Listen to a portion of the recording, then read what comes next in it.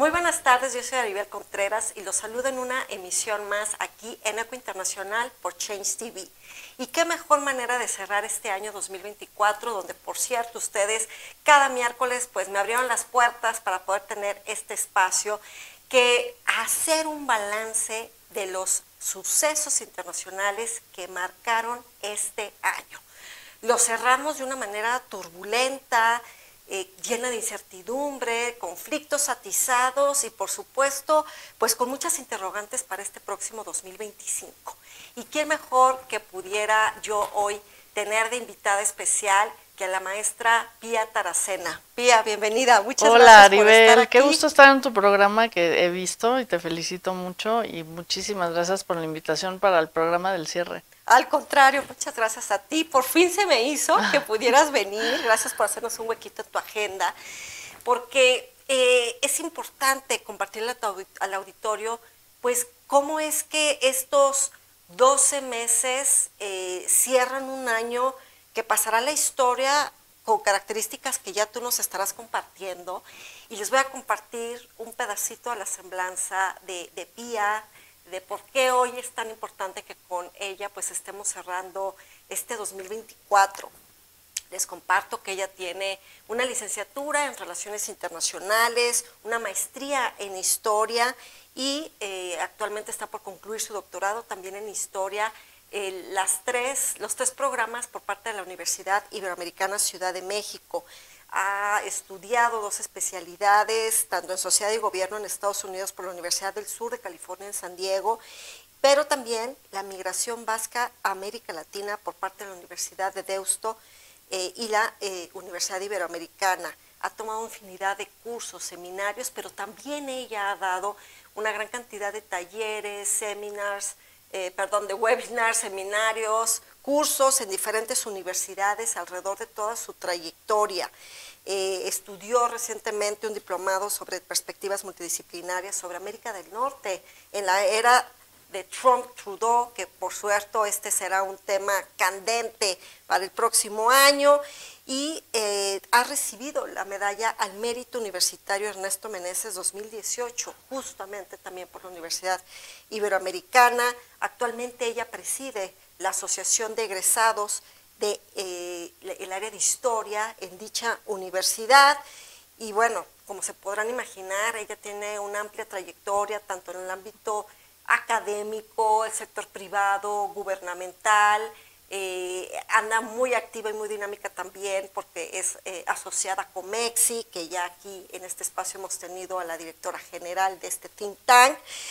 Colabora en infinidad de medios, escribe columnas, participa en diversos espacios de radio y también en televisión, que va en una gran cantidad de noticieros, así que por eso es que para mí era muy importante que hoy tuviéramos aquí a mi querida Pía, porque además anda en una infinidad de serie de eventos, de cierres de este año, cerrando semestre en la universidad. Sí, pesadilla. Exactamente. Calificaciones finales. Así es, así que muchas gracias por permitirnos estar hoy aquí contigo, Pía, y donde cerramos este año 2024, vaya de qué manera, ¿no? Y yo he ubicado y he visto varias entrevistas que has dado, que ha sido desde el proceso de preelectoral en Estados Unidos hasta la guerra en Ucrania, el conflicto en Medio Oriente, y has estado dando un análisis muy puntual, y por lo tanto, empecemos. La pregunta de inicio y detonadora, pues tendría que ser, para ti, ¿cuáles son estos momentos, eventos o sucesos a nivel internacional que marcan la agenda de este año que prácticamente ya está por concluir? Sí, bueno, sí, es un año muy interesante porque hay un poco de todo, ¿no? Desde elecciones en Estados Unidos, en México, en América Latina también hubo muchas elecciones.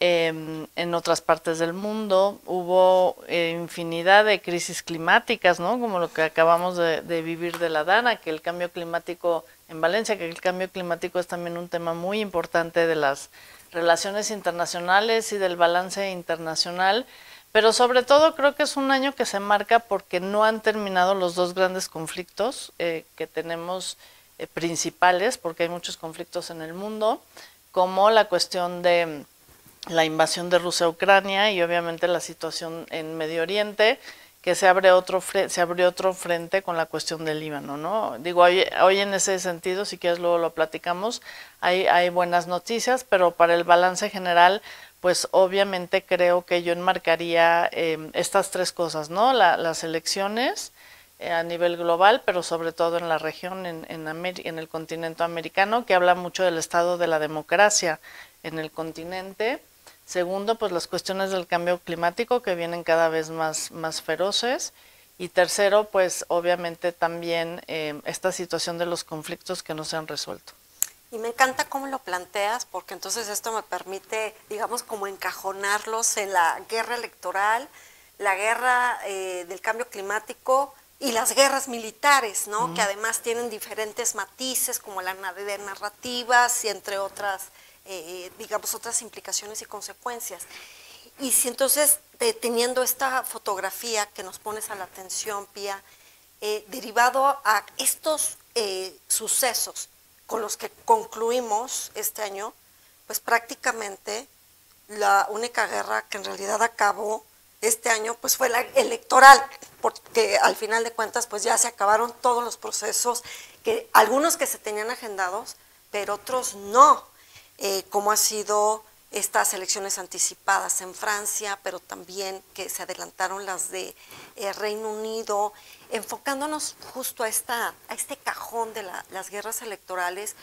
Desde tu perspectiva como internacionalista, ¿cómo crees que estos resultados de este año impactarán para el año 2025? Pues creo que es muy importante porque ahí lo que tenemos que medir es cómo está de sana o no la democracia a nivel internacional, ¿no?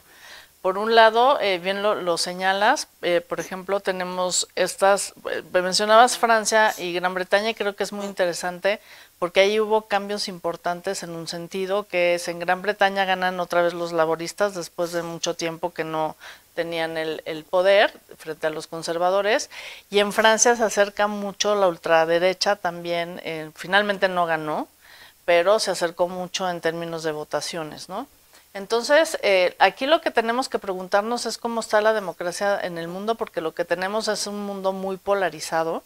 Creo que las últimas elecciones en México, en Estados Unidos, en algunos lugares también en América Latina así lo reflejan. Y sobre todo lo que me preocupa es que la democracia se está usando otra vez justo como hace 100 años para que lleguen a los gobiernos personas autócratas que no crean en las instituciones democráticas, en el balance de poder, y que finalmente se vaya cerrando como hace 100 años a tener gobiernos más dictatoriales o con menos respeto, digamos, a los elementos básicos de la democracia, como el Estado de Derecho, como ya lo mencioné, el balance de poder, como que haya elecciones libres y cambiantes. Y entonces creo que en ese sentido, sí, hoy hay que hacer una reflexión en el mundo muy importante de cómo está la democracia. Joe Biden, por ejemplo, tenía una preocupación a ese respecto, y si bien hizo una conferencia internacional que no mucha gente hizo caso, creo que el tema está ahí. ¿Por qué?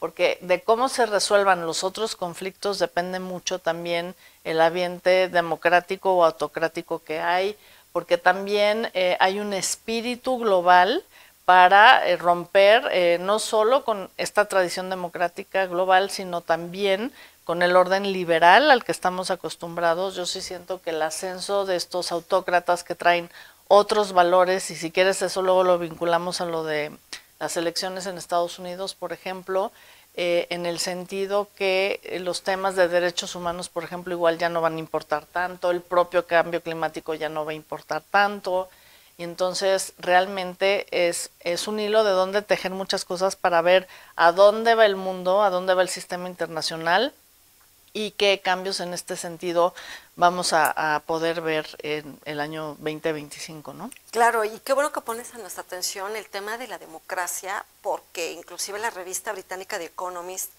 hacía una edición hace meses atrás donde puso sobre la mesa el que la democracia está en peligro de extinción. y al haber tenido este año 2024, un año de tsunami electoral, pues hay muchos cuestionamientos justamente hacia las autocracias, estos avances hacia estas formas raras, sin forma y que no entendemos hacia dónde le están apostando ante los resultados de este año y eso me parece muy interesante. Y también destacas el tema del cambio climático, entonces eso me permite ir al segundo cajón de esta guerra del cambio climático. Pareciera que este año 2024, el Fondo Económico Mundial hablaba, Pía, de que para los próximos 10 años las peores crisis van a estar concentradas justo en temas que tienen que ver con el medio ambiente, con la naturaleza, con este fenómeno de la ebullición global, que así lo ha catalogado las Naciones Unidas. Y este año hubo momentos donde fueron abordados estos temas, pero también en paralelo hubo tragedias, situaciones terribles de inundaciones, el fenómeno del niño, de la niña, huracanes, etcétera.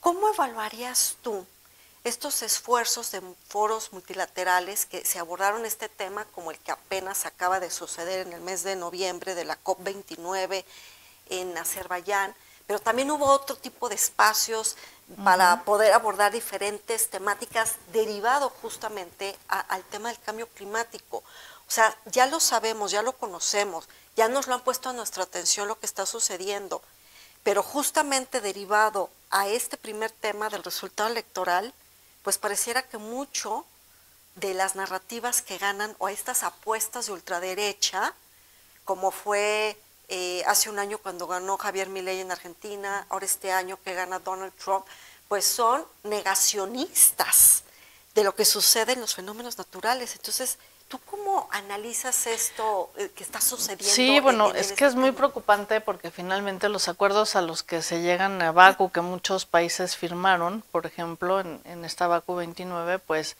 si los que gobiernan no le ponen empeño, no le ponen presupuesto, no van a este tipo de cuestiones, pues si de por sí es difícil que avancen, ¿no? Los países, creo que eso se va a tener. Hay un asunto que es muy importante, que se habló mucho tanto en la COP como en el G20, por ejemplo, fue el del financiamiento del cambio climático, en donde, pues, si bien ha habido avances de cómo financiar a los países más pobres, e incluso el propio Estados Unidos, Joe Biden, como en estas últimas patadas de ahogado que está dando para no irse tan mal en su política exterior, pues apoyó mucho un fondo para los países más pobres para que puedan cumplir con los objetivos en torno al cambio climático, ¿no?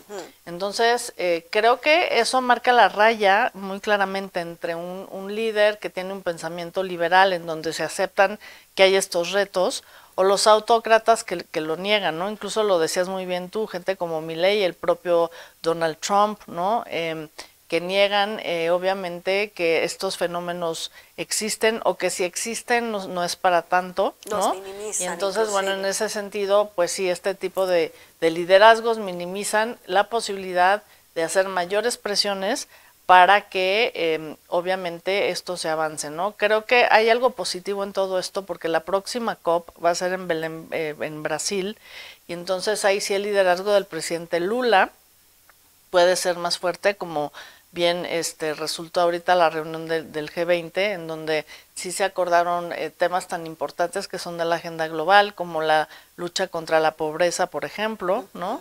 Que él avanzó un documento muy interesante para comprometer a los países para erradicar el hambre y luchar contra la pobreza. Y entonces creo que a pesar de estas autocracias o que el liderazgo de Estados Unidos va a estar finalmente pues a la cabeza con Donald Trump, creo que hay un balance de todas maneras en el sistema internacional con estos otros liderazgos como quizá el de Lula, y qué bueno que la COP va a ser ahí para que puedan hacer un frente mayor, digamos, a estos negacionistas del cambio climático. ¿Y por qué lo digo? Porque creo que lo podemos ver en la tele y ser indiferentes, pero es que en la propia Ciudad de México estamos a 2 minutos, quizá, no quiero ser alarmista, que haya también una especie como de Dana, porque cada vez las inundaciones y los granizos que hubo hace poco, pues están indicando que es un planeta viejo y cansado, que está enojado, y que estas situaciones las vamos a ver más recurrentemente, ¿no? Y bueno, ya no hablar de lugares como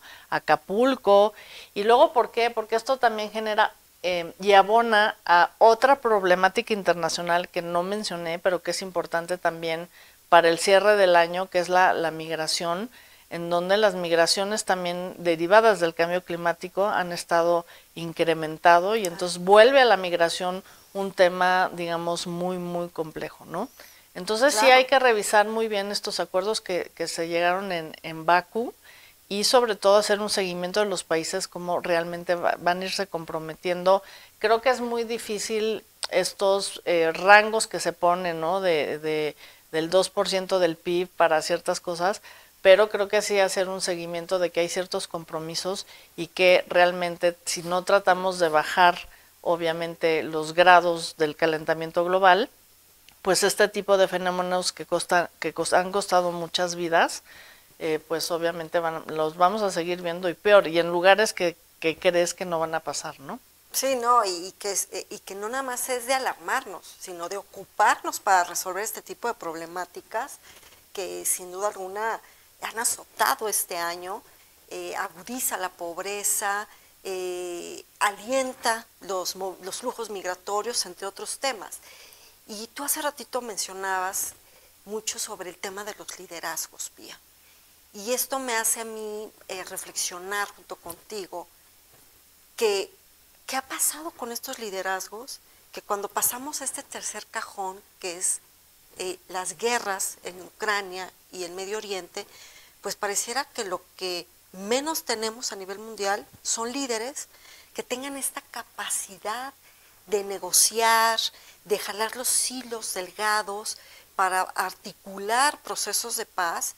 Y entonces yo te preguntaría, ¿está fracasando la diplomacia o qué es lo que está sucediendo? Pues al parecer sí, en un sentido que no se encuentran la voluntad de los países para realmente resolver las cosas. Por ejemplo, en la situación de la invasión de Rusia a Ucrania, fue la misma Rusia presidiendo el Consejo de Seguridad, justo el día que preside el Consejo, atacar a otro país, invadir a otro país como Ucrania, rompiendo todos los acuerdos que la propia Rusia había firmado de alguna manera, porque hay que recordar que Rusia es fundadora también de Naciones Unidas.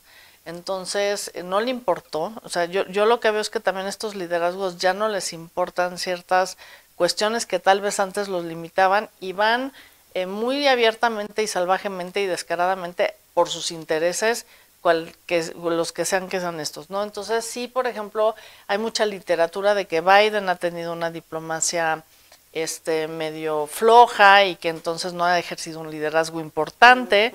Pero yo creo que lo que sucedió en noviembre, que hubo una especie como de tregua, ¿no? De 60 días para resolver la cuestión en Líbano, sí demuestra una buena voluntad y que a veces si sientas a las partes se pueden lograr cosas, ¿no? Entonces, bueno, creo que ese es un ejemplo porque además vamos a tener otro tipo de liderazgo en Estados Unidos. A mí también aquí lo que me impresiona es que el mundo sigue volteando, se habla mucho que Estados Unidos está muy debilitado, pero el mundo sigue volteando a qué está haciendo el líder de Estados Unidos para arreglar estos conflictos. Si no los arregla, pues entonces tache, pero si los arregla, ¿no? ¿Y por qué digo esto? Porque ahora justo en enero va a venir la nueva presidencia de Donald Trump y en una manera muy bravucona, él ha dicho que sí va a poder sentar a las partes, ¿no? Tanto a Putin como a Zelensky, a resolver por lo pronto el problema de Rusia-Ucrania, que ciertamente en noviembre, en diciembre ha llegado un alto clímax con este lanzamiento de misiles, pero ojo, no han lanzado misiles con ojivas nucleares. Creo que este es un dato muy importante de que es elevar la tensión al máximo. Suponemos que para poder sentarse en algún momento a negociar, porque ya es un conflicto que tiene desgastado a todo el mundo, a los ciudadanos en ambos países. El ejército ruso resultó que no es lo que realmente se presumía que era. Entonces, ¿qué le queda a Putin? Las armas nucleares. Entonces, bueno, si quieren realmente llegar a una tercera guerra mundial, que es un poco también el espíritu, fíjate qué triste, claro, que el espíritu de cierre de este año 2024, la gran pregunta sea por sobre todo esta situación en Rusia y Ucrania, si nos vamos a ir a una tercera guerra mundial y si esta va a ser nuclear, ¿no? Entonces, creo que finalmente el liderazgo en ese tipo de conflictos sigue siendo principalmente el de Estados Unidos. No se habla de que Xi Jinping esté ejerciendo un liderazgo para resolver los problemas, por ejemplo. Al contrario, como que ha cerrado filas solo de un lado, ¿no? El de Putin. Y bueno, finalmente creo que esta es una complejidad porque si se dice que Estados Unidos ya no es lo que era y no tiene esta capacidad de negociar, o le echan la culpa a Biden de que por su culpa entonces estalló el conflicto, o Rusia se atrevió a invadir Ucrania, que con Trump en el gobierno no se había atrevido, pues entonces realmente hay un cuestionamiento también a estos otros liderazgos muy presumidos, ¿no? Como el de Xi Jinping, que pues no logran articular tampoco una política internacional suficiente para presentarse a China como el gran mediador. No lo ha hecho este año, ¿no? Entonces están dejando a Estados Unidos resolver los problemas y creo que esa lectura es muy interesante porque ya conocemos los estilos de Donald Trump. Claro. Entonces cualquier cosa puede pasar con ese señor. Por supuesto, y es triste y es lamentable que veamos un año, 2024, lleno de implicaciones, consecuencias geopolíticas, geoeconómicas, justamente por estas confrontaciones, estas rivalidades, estas guerras que se están dando, que continúa la de Ucrania, continúa la de Medio Oriente, pero que al mismo tiempo hay otro tipo de conflictos, de tensiones, de confrontación entre, ahora vemos a Estados Unidos con el gigante asiático y en paralelo a Estados Unidos con Rusia, y entonces vemos cómo es que se va conformando un bloque anti-Estados Unidos, ¿no? Que si ya de por sí existía antes, se ha venido fortaleciendo, ¿no? Donde se une Rusia, China, Corea del Norte, Irán, y se atizan mucho los ánimos, y esto pareciera que es el escenario perfecto para una antesala, inclusive hablar de una tercera guerra mundial. Aquí el punto es que se unen contra Estados Unidos y contra Occidente, no para resolver los problemas. Y entonces, ¿qué tipo de liderazgo quieres? ¿O cuál es el mensaje? Acabar con Occidente, ok, pero entonces, ¿qué lo va a sustituir? Y lo que queremos es que no haya conflictos en el mundo, ¿no? Como pues estas dos guerras atroces que han cobrado muchísimas vidas, ¿no? Pero aquí, y vuelvo a lo de la democracia, me preocupa porque tal vez el parámetro es que no es que les importen mucho los niños en Gaza muertos o los ucranianos muertos. Al contrario, el objetivo final es acabar, digamos, se la tienen jurada sobre todo, por ejemplo, Irán y Putin, ¿no? A Estados Unidos y a Occidente. Y eso lo que más provoca finalmente y sobre todo es una situación de crisis total, en donde en realidad la solución de estos dos conflictos es un segundo plano, siendo que el objetivo principal es acabar con lo que ellos consideran su enemigo principal, ¿no? Lo que pasa es que ahora van a topar con pared, porque Donald Trump no creo que permita, bueno, o al menos eso parece, hay que ver, porque luego los bravucones no hacen mucho, si analizamos bien hace 8 años su administración, en realidad bravuconeó más de lo que realmente pudo hacer con ese liderazgo internacional, pero ahora viene empoderado, ¿no? Entonces creo que sí es muy interesante ver cuál va a ser esa reacción y si Estados Unidos se va a fortalecer contra esta alianza que, insisto, no es para resolver los problemas, es para acabar con los que ellos piensan que es su enemigo, que es Estados Unidos y Occidente. Y qué interesante cómo nos lo haces ver, Pía, porque a veces uno pensaría que es una lucha de gigantes que traen propuestas totalmente distantes, pero ahorita lo que tú nos haces ver es, ok, pero ¿cuál sería entonces la propuesta de una agenda alternativa por parte de este bloque antioccidente? Porque los problemas están, a pesar de los negacionistas, pero los problemas existen, y entonces ¿cómo es que se viene a abonar con soluciones? Porque pareciera que de repente el gigante asiático liderado por Xi Jinping dice, no, es que la propuesta de China pues es una diplomacia más de las vacunas, la diplomacia de la deuda, la diplomacia comercial, disfrazada, digo yo, ante los verdaderos objetivos, ¿no? Que es esta ruta de la seda, que es prácticamente imponer un estilo de mentalidad, de cultura, de una visión de Oriente, como si fuera supremacista por encima de lo que prevalece del lado de Occidente. Entonces es muy, muy pertinente lo que tú nos estás compartiendo y prácticamente ya estamos entrando a la recta final del programa, de estos sucesos internacionales que marcaron la agenda del 2024. Y yo te diría, después de escucharte a lo largo de todo este análisis de estas, digamos, estos 3 cajones que inventé yo sobre las guerras, a mí me gustaría saber, entonces, ¿será que esto nos da o abre la puerta a un año 2025 con mayor cuestionamiento hacia los mecanismos, los foros y los organismos multilaterales que están, pareciera, siendo incapaces de resolver las problemáticas, las tensiones, las guerras?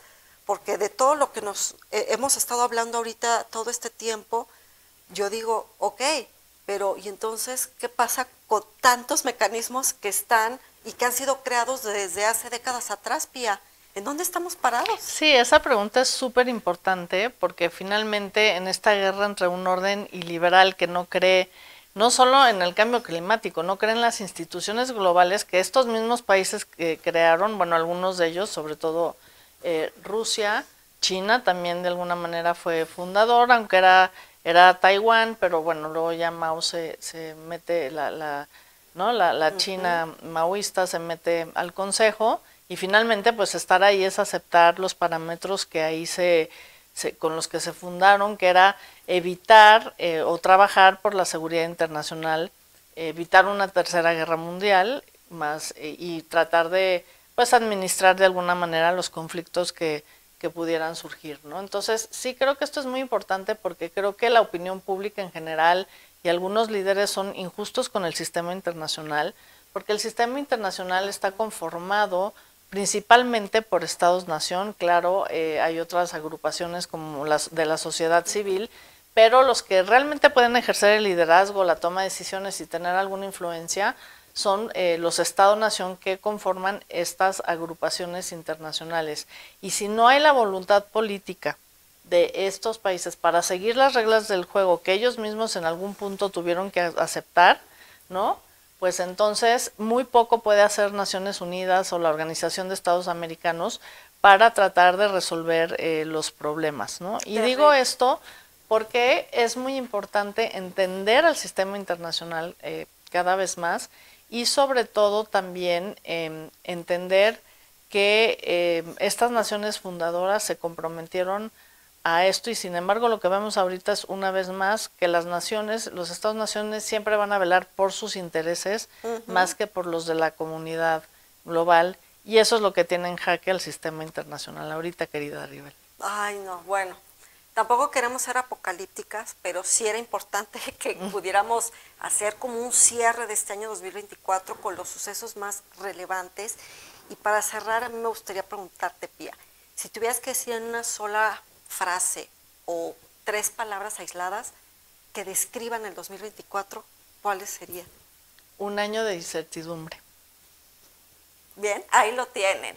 Muchísimas gracias, mi querida Pía. Por favor, comparte tus redes sociales, donde te pueden contactar, ubicar, dónde te pueden seguir para seguir aprendiendo de ti, porque siempre tienes este sazón de sal y pimienta que le das a todos los temas que se van ver, bueno, dando. Mi red principal es en X, es @piataracenagout, y ahí me pueden encontrar, es donde más subo mis opiniones, y bueno, con esa, ya, nada más. Muchísimas gracias, Pía. De verdad ha sido un placer tenerte a ti, escucharte, aprender contigo, entender y tener otra perspectiva más. Y pues sabes que aquí en Eco Internacional tú tienes un espacio. Muchas gracias, Aribel. Al contrario, muchas gracias a ti. Y les recuerdo que las redes sociales aquí del canal pues nos encuentran como @ChangeTV Online, tanto en Facebook como en YouTube, pero también en Twitter. ahora X, pues Change TV siempre está subiendo toda la barra de la programación. Eco Internacional, les recuerdo que lo transmitimos cada miércoles 3 de la tarde y les agradezco mucho su confianza y el apoyo que nos han brindado durante toda la emisión de este espacio que es para ustedes. Así que yo soy Aribel Contreras, me despido de ustedes de este año 2024 con pues muchísimo ímpetu para iniciar el 2025 con nuevos invitados, nuevos espacios, nuevos temas. Y les recuerdo, mis redes sociales, @Aribel Contreras. Los espero el próximo miércoles en una edición más aquí de Eco Internacional, donde tu voz es el eco del acontecer mundial. Hasta pronto.